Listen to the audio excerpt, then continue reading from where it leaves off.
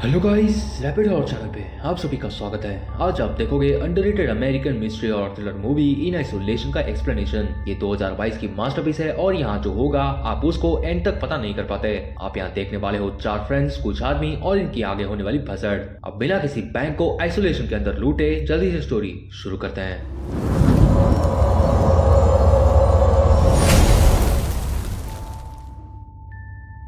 Movie के starting में हम देखते हैं एक चेस सीन। यहाँ एक लड़की के पीछे पड़ा हुआ है एक आदमी। वो उसको ट्रिक करके मारती है बट कोई फायदा नहीं, ये पकड़ी गई। सीन वहाँ से शिफ्ट हो गया आगे, जहाँ हमें दिखाया जाता है कि टाउन पे दंगे हो गए हैं, लोग रास्ते पे प्रोटेस्ट कर रहे हैं और बाकी लोग लगे हुए हैं लूटने शहर के घर, बैंक और बाकी चीजें भी। पूरे टाउन में कोहरा मचा हुआ है और हम देख पाते हैं एक दूर दराज जंगल में एक घर और मिलते हैं मूवी की लीडिंग लेडी जेन से, जो शावर लेके अपनी मेड्स लेती हुई हमको दिखाई देती है। इसकी मेड्स खत्म हो गई है और बाहर बारिश जम के भी हो रही है। तभी बिजली जोरों की कड़कती है और जेन उससे डर गई। तभी लाइट भी चला गया और अगर आपने नोटिस किया तो ये वही है जो मूवी के स्टार्टिंग में भाग रही थी और ये हर तरफ कैंडल जलाकर रखी है, मतलब इसे अंधेरे से डर लगता है। और तभी इसका सांस फूलने लगता है और इसे कोई दिखता है और तभी सीन सीधे इसके पास पे शिफ्ट हो गया, जहाँ ये किसी आदमी से डर के मारे बेसमेंट में छुपी हुई है। जेन तभी बच्ची थी और डर के मारे ये आंख बंद करके फिर आंख खुलती है। जब इसका आंख खुलता है तो हम इसको देख पाते हैं अपने साइकियाट्रिस्ट के पास और हमें यहाँ पता लगता है कि इसे है निक्टोफोबिया। अपने थेरेपिस्ट से ये अपने मेडिसिन के लिए प्रिस्क्रिप्शन लिखवा देती है। इसका मतलब इसके पास ट्रॉमा की वजह से ये थेरेपी ले रही है। थोड़ी देर में हम देख पाते हैं कि लोग प्रोटेस्ट कर रहे हैं एंड आइसोलेशन के नाम पर। असल में यहाँ पे वायरस के चलते पूरे टाउन को रखा गया है आइसोलेशन में।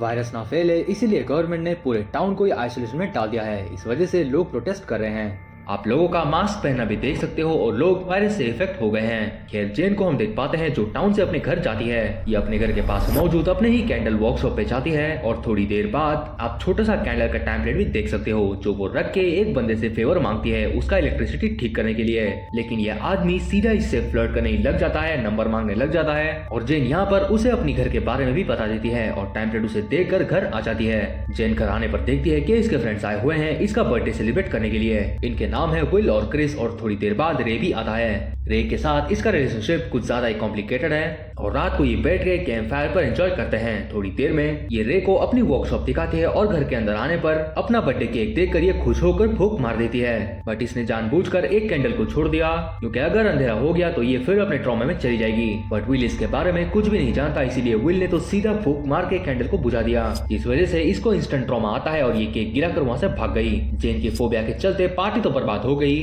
और सुबह होने पर हम देख पाते हैं कि क्रिस और विल इसी के बारे में बात कर रहे हैं, क्योंकि अनजाने में ही सही विल ने फूंक मार के अंधेरा कर दिया था। रे भी जाने से पहले गुड बाय कहने के लिए इसे आया है और ये दोनों एक दूसरे को पसंद करते हैं। तभी हम देखते हैं कि बाहर शोरगुल हो रहा है क्योंकि जो वर्कर को जेन ने बुलाया था अपनी इलेक्ट्रिसिटी ठीक करने के लिए वो बाहर बेहोश और चोटिला पड़ा हुआ है। जेन फटाफट रे के साथ उसे हॉस्पिटल लेने के लिए अपने कार के अंदर बिठा के उसको ले जाती है। बट रास्ते में जेन को एक आदमी खड़ा हुआ दिखता है। इस बंदे का नाम टोनी है और ये कहता है कि ये वही आदमी है जिन्होंने इसको मार के रॉब करने की कोशिश की थी थोड़ी देर पहले। बट जेन यहाँ पर गाड़ी रोक के उससे बात करती है और वो आदमी कहता है कि वो अपने भाई को ढूंढ रहा है, जो बात बिल्कुल ही बकवास है। जेन यहाँ पर बाय कहकर जा ही रही होती है, तभी दूसरा आदमी आकर विंडो तोड़ के इन पे हमला कर देता है। जेन ने तो गाड़ी भगा ली और ये बाल बाल बच गए, घर पहुंच गए और जेन के हॉर्न मारने पर भी ये दोनों बाहर नहीं आते। क्यों? क्योंकि ये दोनों का अंदर कार्यक्रम चल रहा है शावर में। खैर रे उन्हें बुला के ले आता है गाड़ी के पास, बट बाहर आने के बाद विल गया अपने ड्रग्स का पैकेट लाने के लिए।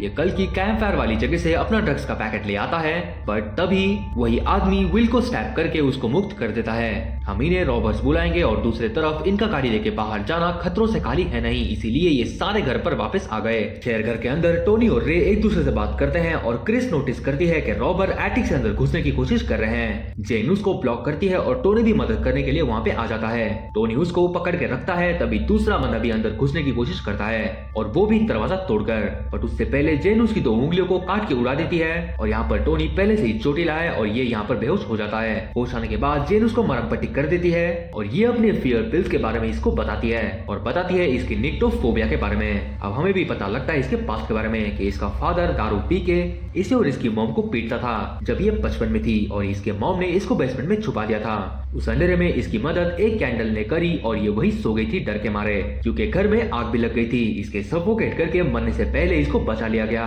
और तभी से ये डर रही है अंधेरे से, मतलब फियर की वजह से इसका जीना मुश्किल है, और उसकी वजह से ये अपनी फियर पिल्स लेती है। और यहाँ पर टोनी भी अपनी सैड स्टोरी सुनाता है कि कैसे इसका फादर मर गया था, और इतना कहकर ये इसके दिल में जगह बना लेता है। इन दोनों को बाहर से रे देखता है और थोड़ी देर में सिगरेट की बात पर ये दोनों एक दूसरे से भिड़ गए। यहाँ पर रे इसको जान से मारने ही वाला होता है, बट जेन आकर फिर से इसकी जान बचा लेती है। मौका पाकर क्रिस भी वहाँ से भाग गई और ये भी मर जाएगी। यहाँ पर ये तीनों क्रिस को बचाने के लिए कुछ भी नहीं कर सकते, और यहाँ पर ये प्लान बनाते हैं कि रे जाएगा वर्कशॉप से गन लाने के लिए। ये दोनों रॉबर्स को ट्रिक कर लिए और रे भी वर्कशॉप पहुंच गया और गन ले लिया, बट इसके जाने पर एक रॉबर ने इसके पैर को स्नैप कर दिया और ये 2 गोली मारता है, बट ये बच गए। बट इसके पकड़े जाने से पहले इसको टोनी बचा लेता है। थोड़ी देर में जेन यहाँ से जाकर पास में रहे आदमी से मदद लाने की बात बोलती है। इसका मतलब रे को ये छोड़ के जाएंगे और वापस आकर रे को भी बचा लेंगे। रे को जेन स्टोर रूम में रख के उससे प्यार जताती है कि रॉबर्स फाइनली घर में घुस गए। इनके कुछ करने से पहले बाहर रे से एक रॉबर और अंदर टोनी से एक रॉबर एक दूसरे से भिड़ गए। रे को यहाँ पर एक रॉबर ने तो बेहोश कर दिया, और रे के चाकू मारने के बावजूद भी ये रॉबर जिंदा बचा हुआ है। ये बड़े आराम से अपनी चाकू निकालता है और वो जिंदा है। वाओ, अब दूसरे रॉबर के हाथ भी शॉटगन लग गया थैंक्स टू टोनी। सीन अभी मूवी के फर्स्ट क्लिप पे शिफ्ट हो गया, जहाँ जेन जिससे बच के भाग रही थी ये वही रॉबर है, और ये वही सीन भी है। जेन ने एक रॉबर को तो पेल कर रख दिया, अब एक रॉबर तो गया और टोनी भी वहाँ पर आ गया। अब दूसरा रॉबर इनके पीछे पड़ गया और जेन वहाँ से भाग गई। उसको फिर फोबिया के अटैक आते हैं, और दूसरी तरफ टोनी भी पिट रहा है रॉबर से। हम देख पाते हैं कि टोनी आकर जेन को पिल्स खिला देता है और उसे बचा लेता है। उस रॉबर के साथ क्या हुआ वो हमें दिखाई नहीं जाता। खैर ये दोनों उसके नेबर टॉम के पास आ गए, बट उसके घर में वो है नहीं। ये दोनों सीधे उसके घर में घुस गए, जहाँ जेन बेसमेंट में जाती है सामान चेक करने के लिए, और यहाँ थोड़ी देर में ऊपर टॉम भी आ जाता है। टॉम सीधा टोनी पे शक करके सवाल जवाब करता है, और ये जेन का नाम लेकर उससे बात करता है। और यहाँ बेसमेंट में जेन अपना फोन चेक करती है, जहाँ उसे ढेर सारे बर्थडे मैसेजेस आए हुए हैं। और तभी जेन को दिखता है वही 3 मास्क्ड मैन जो एटीएम लूट के वहाँ से भाग गए थे। और सबसे बड़ी बात, टोनी और कोई नहीं, वही रॉबर में से एक आदमी है। इतना देख के जेन के तो सीधे तोते उड़ जाते हैं, और सीधे ये 911 को कॉल कर देती है। वो उनको कॉल करके पूरी बात बोल भी नहीं पाती, क्योंकि टोनी ने इसको ऊपर बुला लिया। तभी ऊपर आकर जेन कहती है कि हमें जाकर पुलिस को कॉल करना पड़ेगा, वरना रे मर जाएगा। पर तभी जेन का फोन बच जाता है, जिससे टोनी को शक हो जाता है, और टोनी समझ जाता है कि हो ना हो जेन ने पुलिस को कॉल किया था, क्योंकि पावर घर पे है नहीं, और टोनी को भी ये पता नहीं था कि जेन के पास फोन भी है। इसे शक हो गया और टोनी ने सीधा जेन का फोन गिरा दिया।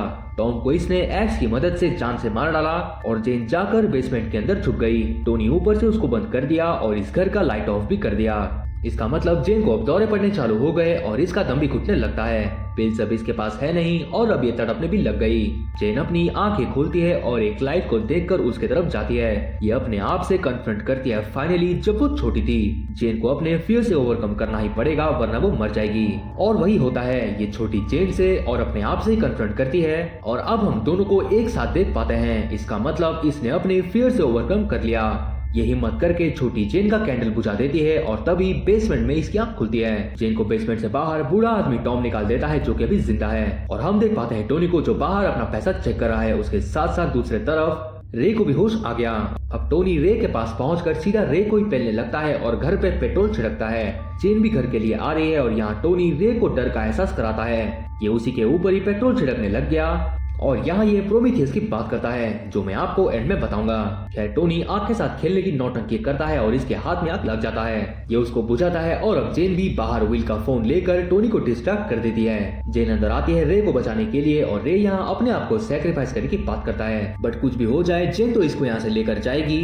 तभी टोनी घर के अंदर आता है। मारपीट चालू हो गया, और ये दोनों अपनी जान बचाकर भागते हैं कार के पास। इनके जाने से पहले टोनी इनके पास आता है, और ये जेन को पूरी तरह से मारने लगता है। तभी मौका पाकर रे सीधे इसको गाड़ी से उड़ा देता है। बट क्या ये मर गया? जी बिल्कुल नहीं। ये शॉवल लेके इनके पीछे फिर से आता है, और ये दोनों भी गए जेन के वर्कशॉप में। जेन अपने वर्कशॉप में कैंडल लगाती है, और ये सीन बिल्कुल इसकी पास्ट सीन से मैच कर रहा है, जहाँ ये टोनी से कन्फ्रंट कर रही है, मतलब अपने फियर से। बट टोनी बहुत चालाक है, क्योंकि ये सीधे पीछे से इसके ऊपर हमला कर देता है। ये जेन को मार ही डाला था, बट तभी रे नीचे गिर गया, जो ऊपर चढ़ा हुआ था इसको पकड़ने के लिए। ये अब कहता है कि जेन अंधेरे से नहीं डरती, उसको डरना चाहिए जो उसके अंदर छुप के रहते हैं। हैं तुमको जान से मारने के लिए। जेन ने भी इसके स्टेटमेंट पर मोहर लगा दी। कैंडल के स्टैंड को इसके नेक पे घुसाकर कुछ इस तरह से। टोनी तो यहाँ पर तड़प के मर गया और जेन और रे फाइनली बच गए। तभी जेन की आंखें खुलती हैं अपने थेरेपिस्ट के पास और इसने अपने फेयर से फाइनली ओवरकम कर दिया। अब धीरे धीरे रे से भी इसका रिश्ता ठीक हो गया और इसने अपने डैड को भी फाइनली माफ कर दिया, जो इसका सबसे बड़ा ग्रीफ था। जेन और रे और नो आइसोलेशन के स्लोगन के साथ यहाँ फाइनली ये मूवी एंड हो गई। अब बात करते हैं मूवी के बारे में। मूवी बहुत ही ज्यादा स्मूथ है पहले 20 मिनट तक, और उसके बाद मूवी जो टर्न मारती है उसको आते हुए किसी ने देखा नहीं था, ना कि आप ना कि मैं खुद। यहाँ जेन के साथ डार्क फोबिया था, जिसके चलते पूरी मूवी उसी के अराउंड ही घूमती है कि कैसे उसने इस चीज के ऊपर ओवरकम करा। मिड क्रेडिट सीन के बाद जेन के तोते उड़ते हैं टोनी के बारे में पता लगने के बाद, और यही चीज हमें मूवी के स्टार्टिंग से ही दिखा दिया गया था, जिसको किसी ने नोटिस नहीं किया कि 3 आदमी और बाकी टाउन के लोग एटीएम और बाकी शॉप लूट के गए थे। टोनी ने यहाँ प्रोमेथियस की बात की थी, जो नॉर्स माइथोलॉजी का एक टाइटन गॉड था जिसने ह्यूमंस को फायर दिया था। इसका मतलब वो क्राफ्टी गॉड था जिसके मदद से ह्यूमन ने फायर को अडॉप्ट किया, उससे अपने आप को प्रोटेक्ट किया और सर्वाइव किया। बट बाद में ज्यूस ने प्रोमेथियस के साथ साथ सारे टाइटन्स को मार दिया था। इस मूवी में टोनी खुद को ज्यूस और जेन और रे को टाइटन्स के साथ कंपेयर किया था, क्योंकि थोड़ी देर में वो उनको ज्यूस की तरह ही मारने वाला था। बट फाइनली जेन ने उसके नेक पे होल्ड करके उसको जान से मार डाला। ये मूवी कुछ ज्यादा ही क्रिएटिव है और इसका सस्पेंस एंड तक रिवील नहीं होता, आई मीन इंटरवल के बाद तक, और इसकी वजह से ये मूवी मेरी बहुत ज्यादा फेवरेट है। इतना ट्विस्ट और टर्न मूवी ने जो लिया वो काबिल तारीफ है। बट ये मूवी आपके लिए एक मस्ट वॉच है, आप इसे जरूर देखना। इसकी IMDb रेटिंग है 3.8 की, बट मूवी बहुत ज्यादा अंडररेटेड है। क्यों? शॉकिंग है ना? शायद आप इसके बारे में नहीं जानते होंगे। ये आपको Amazon प्राइम पर देखने के लिए मिल जाएगी। खैर ये थे मेरे रिव्यू इन आइसोलेशन को लेकर। आई होप आपको ये वीडियो पसंद आया होगा। वीडियो अच्छी लगी तो वीडियो को एक लाइक जरूर करना और कमेंट करके आप बताओ कि आपको ये मूवी कैसी लगी। आप मेरे चैनल पर नए हो तो सब्सक्राइब करके बेल नोटिफिकेशन पे कैंडल जलाकर कर देना रेड से ग्रे। मैं आपसे मिलता हूँ अगली वीडियो में। Till then bye bye.